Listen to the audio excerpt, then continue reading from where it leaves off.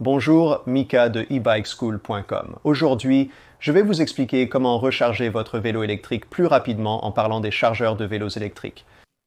La plupart d'entre nous rechargeons nos vélos électriques lorsqu'ils ne sont pas utilisés.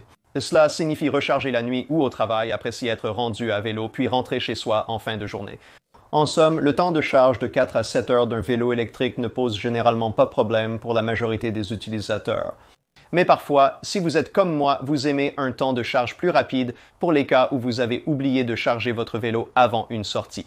Alors, 1 heure avant, vous le branchez en panique et essayez d'y mettre un maximum d'électrons. Dans ces moments, il est appréciable de charger plus vite qu'avec le chargeur d'origine. Pour réduire le temps de charge de votre vélo électrique, utilisez un chargeur plus puissant. Cette vidéo vous aidera à trouver le chargeur adapté à votre modèle spécifique. Mais il existe encore quelques astuces gratuites pour charger plus rapidement sans rien acheter, simplement en utilisant votre chargeur d'origine différemment. Alors, commençons par là. Dès le départ, l'une des premières astuces pour réduire votre temps de charge est de ne pas charger à 100%.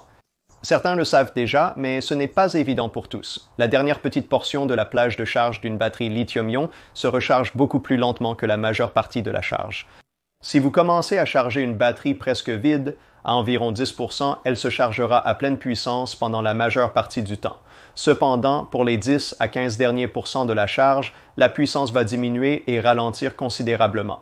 Donc, ce que cela signifie, c'est que si vous essayez de maximiser la quantité d'énergie que vous obtenez en un temps plus court, ne vous inquiétez pas de charger jusqu'à ce que votre chargeur devienne vert. Quand ce voyant passe au vert, vous êtes à 100%, mais après une longue attente supplémentaire. À la place, si vous chargez jusqu'à environ 80%, vous allez utiliser toute la puissance maximale de votre chargeur et ne perdrez pas de temps à attendre à la fin. Si vous avez besoin d'une charge complète à 100% avant un long trajet, cette option ne vous sera pas utile pour remplir entièrement votre batterie. Vous devrez attendre qu'elle soit pleine pour une utilisation quotidienne, mais ne pensez pas devoir absolument attendre que le voyant du chargeur soit vert.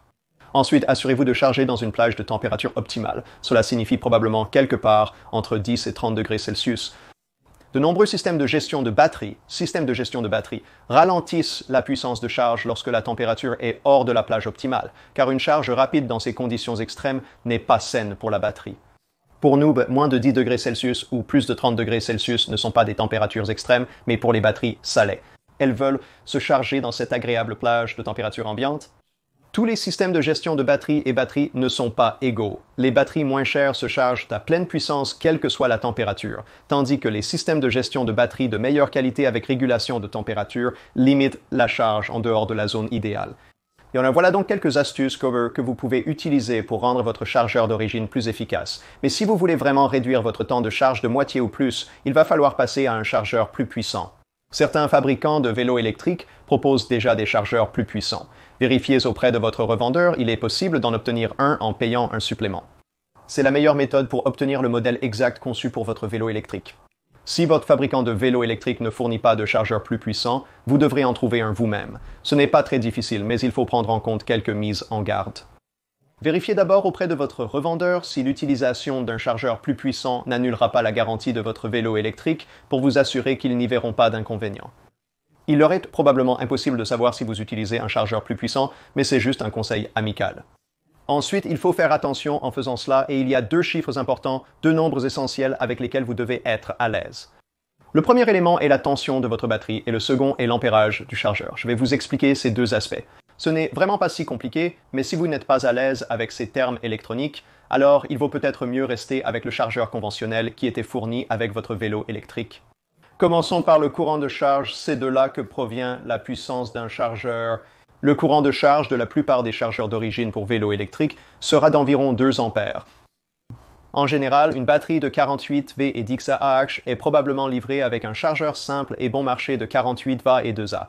Cela va représenter environ 100 watts de puissance, ce n'est pas vraiment un chargeur haute puissance. Si vous n'êtes pas sûr de l'ampérage de votre chargeur, vous pouvez simplement prendre votre chargeur et regarder à l'arrière. Celui-ci est un chargeur de 48 volts et si je regarde à l'arrière, la sortie est indiquée à 2 ampères. Maintenant, l'écriture est en mandarin apparemment, mais vous comprenez l'idée. Si vous regardez un autre chargeur comme celui que j'ai ici, même chose, je peux aller à la section de sortie et voir qu'il est marqué comme un chargeur de 4 ampères. Maintenant, pour déterminer le temps de charge réel de votre batterie avec ce chargeur, une équation simple consiste à prendre les ampères-heures de votre batterie et à les diviser par les ampères de votre chargeur. Par exemple, avec une batterie de 48 volts 10 ampères-heure et un chargeur de 2 ampères, je divise 10 ampères-heure par 2 ampères du chargeur, ce qui me donne 5 heures. Et comme mentionné, la dernière partie du cycle de charge prendra un peu plus de temps que prévu, mais c'est une estimation approximative. Je peux cependant réduire ce temps de charge simplement en utilisant un chargeur à courant plus élevé.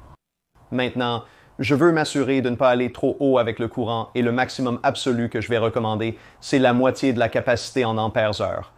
Donc, avec cette batterie de 48 FAEDX, je n'utiliserai pas un chargeur de plus de 5A. Et en fait, je vais vraiment vous recommander de ne pas dépasser 40% de votre capacité en ampères-heure, simplement pour éviter de trop solliciter votre batterie et de la charger à un rythme trop élevé, car cela finit par l'endommager avec le temps. Avec une batterie de 10 heures, je recommande un chargeur de maximum 4A, soit 40% de sa capacité. Examinons l'impact sur le temps de charge. Comme mentionné, une batterie de 10 ampères-heure avec un chargeur de 2 ampères nécessitait 5 heures de charge. Si je remplace cela par un chargeur de 4 ampères, le temps de charge est réduit à environ 2 heures et demie, un peu plus approximativement. Maintenant, juste pour le plaisir, voyons ce qui se passerait si nous utilisions ce chargeur de 5 ampères. Cela nous fait descendre à seulement 2 heures, mais vous voyez, nous sommes passés de 4 heures à 2 heures et demie, puis à 2 heures. Le dernier ampère supplémentaire apporte des rendements décroissants. Un chargeur de 4 ampères a déjà réduit le temps de charge de moitié à environ 2 heures et demie, ce qui est une belle amélioration. Avant d'acheter un chargeur à courant plus élevé, il faut absolument s'assurer de bien faire correspondre la tension, c'est essentiel. La tension est le deuxième chiffre à adapter à votre batterie spécifique, en vérifiant la tension de sortie sur votre chargeur actuel. Pour cette batterie de 48 54,6 volts, le chargeur indique 54,6 volts. Pour une batterie lithium-ion classique, présente dans la plupart des vélos électriques, vous multipliez le nombre de cellules en série par 4,2 volts, qui est la tension maximale d'une cellule lithium-ion. Cela ne s'applique pas aux batteries lithium-fer-phosphate. Pour une batterie de 48 volts avec 13 cellules en série, on multiplie par 4,2 et on obtient 54,6 volts. Ce que ça veut aussi dire, c'est que quand quelqu'un vous dit « Eh, c'est un chargeur de 48 volts », c'est vrai, mais ces 48 volts correspondent à la tension nominale. C'est la tension nominale, aussi appelée tension indiquée. En réalité, c'est un chargeur de 54,6 volts. Si je branche ceci dans la prise et le mesure avec un multimètre à la sortie, il indiquera 54,6 volts. Quand je le branche à ma batterie de 48 volts, la tension est plus basse. La tension du chargeur chutera pour s'adapter à la batterie, puis remontera lentement jusqu'à 54,6 volts. D'accord, ça fait beaucoup de chiffres, mais l'essentiel, c'est que vous devez faire correspondre la tension de votre chargeur actuel à celle du nouveau chargeur plus puissant que vous allez utiliser. Par exemple, une batterie de 36 volts aura 10 cellules en série, 10 fois 4,2 volts par cellule. Cela fait 42,0 volts. Donc je vais aller sur Amazon, je vais taper la tension du chargeur que je recherche et un chiffre d'intensité plus élevé. Donc, si je veux remplacer ce chargeur de 48 volts, qui est un chargeur de 2 ampères, par un 4 ampères, je vais simplement aller taper chargeur de batterie lithium 54,6 volts 4 ampères. Je vais obtenir une variété de résultats avec une large gamme de prix. Je devrais trouver celui qui a le bon connecteur.